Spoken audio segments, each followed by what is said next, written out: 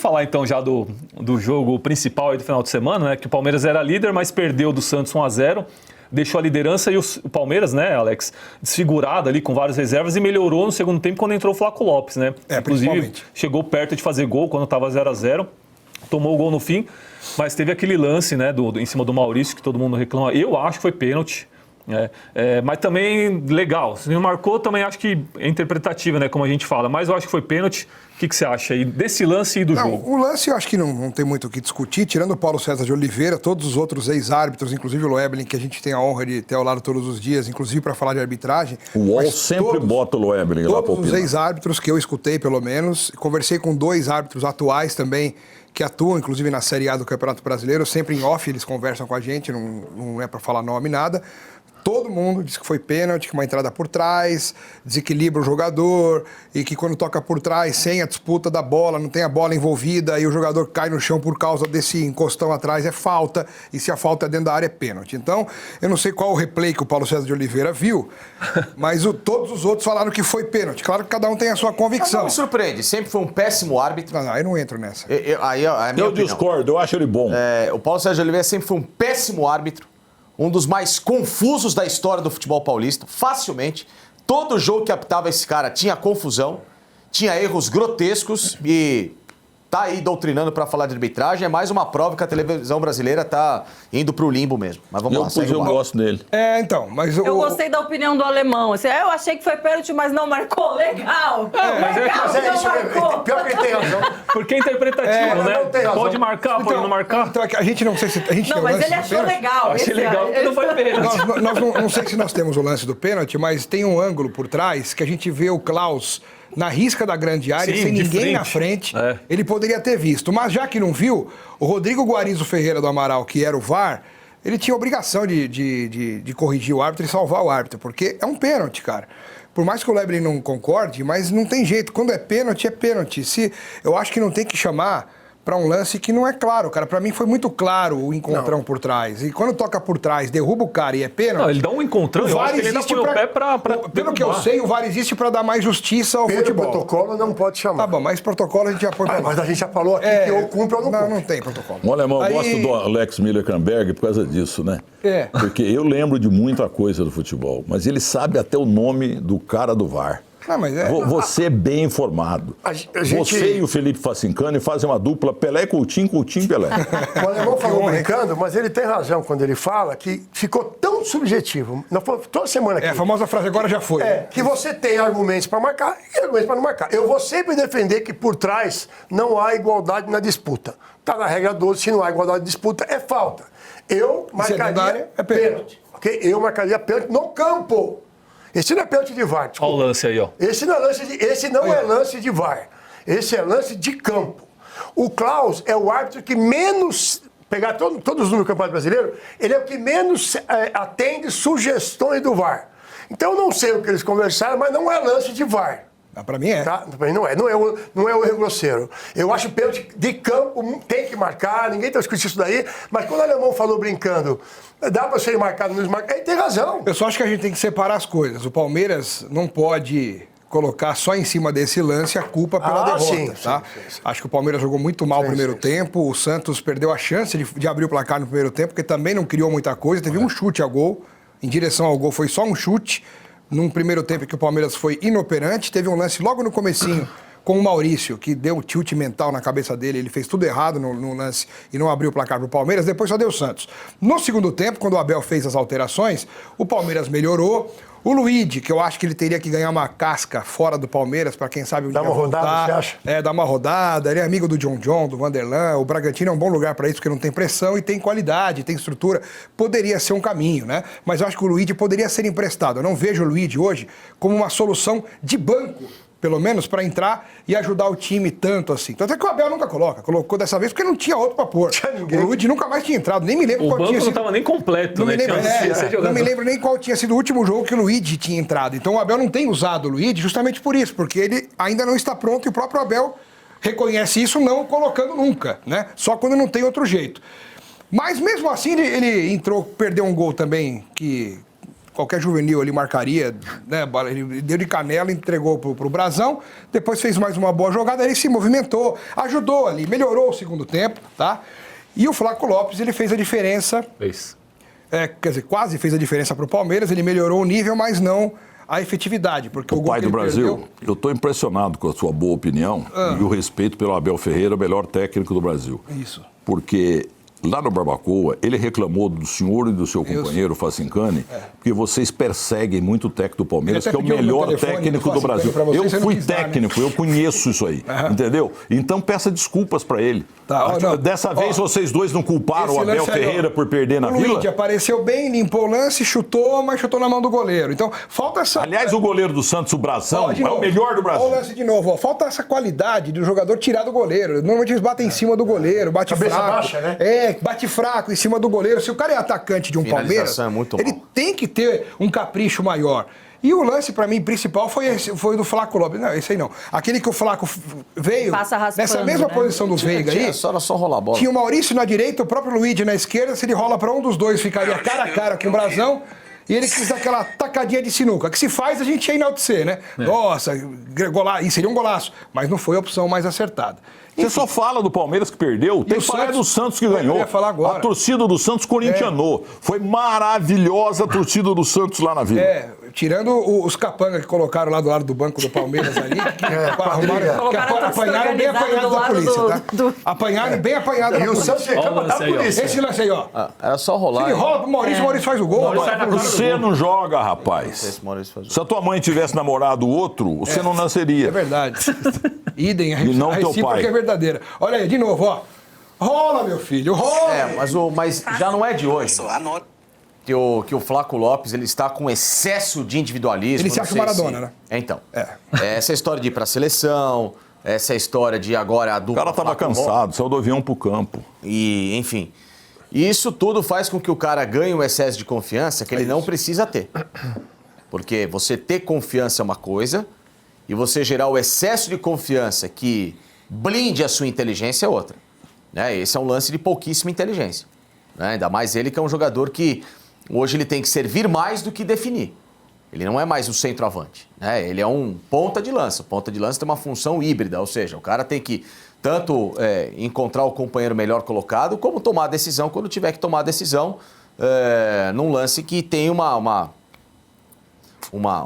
amplitude maior para ele finalizar. Então ele foi muito mal para mim nesse lance. E já não é de hoje, né? Agora, ao mesmo tempo, para mim o Abel comete um grande pecado. Porque se ele joga só 9 contra a seleção de Angola, ele tá na Vila Belmiro, começa o jogo. Você começaria com ele? Claro, lógico. Fisicamente tá bem. Olha só, anota. Deixa eu resolver aqui. Tá não é que ele fica no avião, né? Facinca todo apertadinho. O cara voltou tranquilo, entendeu? Tá bem. Os dois rodam e metem o pau outra coisa. O Biá veio deitado na cama. Não é que ele fica ali. Havia um leito. Outra coisa. Tem que chamar a atenção de dois jogadores. Maurício e Felipe Anderson. Eu queria entender quando que eles vão, em algum momento, chamar um pouquinho de responsabilidade quando não tiver outros caras ao lado deles, que, obviamente, tem essa condição melhor. Felipe Anderson é uma negação quando precisa de um jogo do Felipe Anderson. Felipe Anderson, entrar na boa quando o time está embalado, ganhando 2-0, para ter o terceiro, quarto gol, é fácil, Felipe Anderson. Verdade. Eu quero ver você entrar e fazer o primeiro gol. Ganhar do Juventude com um golaço, Felipe Anderson, é tranquilo. Isso aí, basicamente, todo o campeonato fez. E foi o segundo gol, né? E foi o segundo gol. E agora? E esse jogo? Que precisava, né? Você passou o primeiro tempo inteiro sem ser citado. Sem ser citado. Na transmissão. O Maurício é a mesma coisa. Quando é citado de uma forma negativa. O Maurício caiu também. Que não resolve, não chama o jogo e etc. E aí que também, pra mim, veio a história do tentar inventar onde você poderia ter simplificado. A gente entende que quando o time tem uma penca de desfalques, e muito desse meio-campo inventado está na conta do senhor Andréas Pereira, que não jogou, porque ele tomou o cartão mais imbecil dos últimos tempos. Ele tomou um terceiro cartão amarelo com o Mirassol, mais esdrúxulo dos últimos tempos. Foi ridículo. Então, essa derrota também é sua, viu, Andréas Pereira? Também é sua, porque você é bom jogador. Com você no meio-campo, a história é diferente. Agora, mesmo sabendo de todos esses problemas que tem o Palmeiras, Tem horas que você precisa preparar um time para uma situação adversa sem mexer tanto na estrutura, porque era um jogo de risco. Então, numa dessa, todo mundo sabe que hoje o Veiga é um cara de rendimento de segundo tempo. Que o Veiga não é mais um cara de primeiro tempo. Ele não vai ter mais esse início, esse arranque, né? O Veiga prefere pegar um jogo mais morto, que eu digo assim, um adversário mais pesado para ele entrar dando aquele gás de meia hora. Então, para que dar ao Veiga uma função de marcação de novo? Comete praticamente o mesmo erro do jogo da LDU, sendo que ele poderia ter colocado um garoto. Ah, mas o Larson, o moleque... Às vezes é nesse jogo que você descobre um jogador diferente. Um jogador que, na adversidade, ele não vai ser titular daqui pra frente. Mas ele pode, naquele instante, fazer um jogo blindado mentalmente bacana. Fala, Milton. Não, eu queria dizer que o Palmeiras perdeu o jogo. Vocês dois, de novo, só falam do Palmeiras. Então tá. Entendeu? Você que meia hora só tem que falar do time que ganhou. Você que meia hora ficou falando só de bobagem aí. A gente que fala de futebol, pô. Não, senhor. Faz 9 minutos que eu sou falando. Palmeiras perdeu porque o Santos foi melhor e pronto. O Neymar tá uma recuperada. Neymar jogou nada. Vocês dois não são bons, vocês são ótimos. Mas quando fala do Palmeiras, parece que o mundo acabou. Dá mais audiência. O Palmeiras não disputa título com o Santos. Vamos lá. É que o Palmeiras... O Santos ganhou o jogo. E eu não acreditava. Acontece às vezes. É que o Palmeiras quer um envolvido aí na partida de ontem. A gente vai falar do Santos, obviamente, mas é porque... Daqui a pouco tem que falar do Pelé, tem que falar do não sei do quê. Eram dois times brigando Pelé é meu amor, tá? por grandes objetivos no campeonato, porque um tentando se livrar do rebaixamento e outro brigando por título, né? E tentando se manter na parte de cima da tabela aí. Então, assim, é um jogo que envolvia muitas coisas os dois times.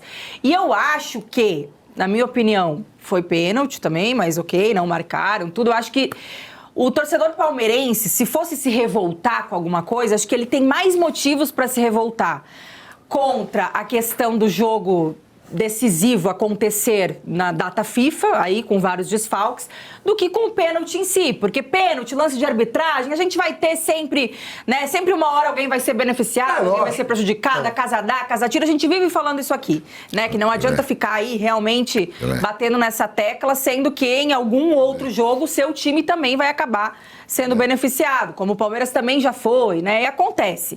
Mas, pra mim, é muito óbvio que o Palmeiras acabou, sim, né, prejudicado nesse jogo por conta de tantos desfalques. A gente via o Palmeiras com falta de entrosamento, né, com jogadores ali que realmente não representam o estilo mais intenso de jogar do Abel Ferreira, inclusive na marcação, né, de pressionar e tal. E o Santos, que não tem nada a ver com isso, fez a parte dele. Tanto é que o primeiro tempo do Santos, ele foi muito melhor do que o Palmeiras. Só que também pecava em finalizações, né, também pecou bastante ali na conversão o Santos. Conseguia manter mais um pouco a posse de bola. Achei que o Igor Vinícius, um jogador muito criticado, aí foi muito bem. Melhor jogo da carreira dele. Exato. Inclusive foi o principal jogador do Santos aí nessa primeira etapa.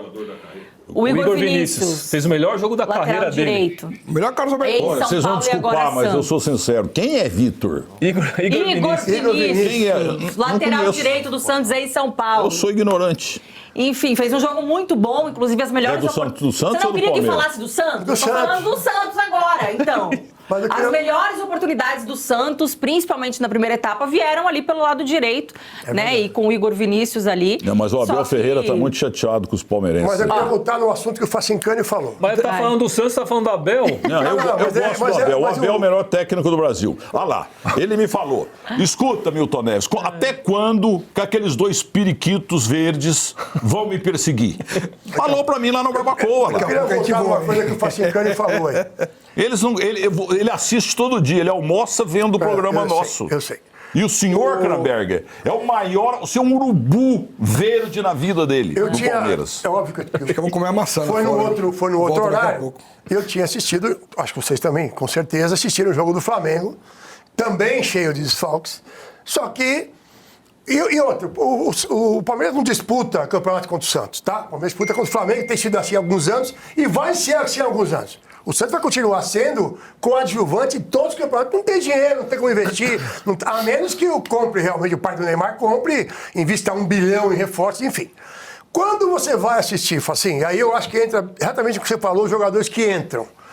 Aí você vai assistir o jogo do Palmeiras, tá? Por mais que o Palmeiras tenha mudado o seu foco de contratações em função do Flamengo, porque o Palmeiras foi atrás do Andréas Pereira e foi atrás do Vitor Roque, que não era o perfil de contratações do Palmeiras, em função do Flamengo. O Palmeiras, quando vai contratar, ele não vai olhar quem está contratando o São Paulo, com todo respeito, alemão. Não vai olhar quem está contratando sem dinheiro por isso. Ele vai olhar o Flamengo. E aí você vai ver o que o Facicani falou agora há pouco. Pô, tinha que botar o cara para jogar, porque não tinha ninguém. E é isso mesmo. A diferença de elenco entre os clubes, e aí tem uma máxima que eu acho fantástica. Mas só Copa você ganha, desculpa aí, Copa você ganha com time. Campeonato você ganha com elenco.